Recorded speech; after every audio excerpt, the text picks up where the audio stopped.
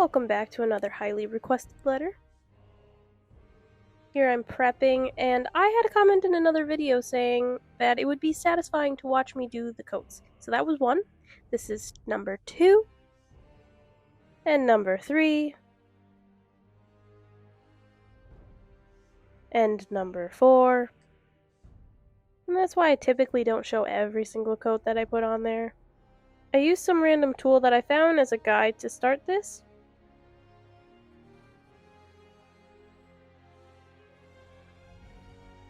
And here I'm going in, or attempting to go in, with all the tiny details with this one, and this was pretty challenging.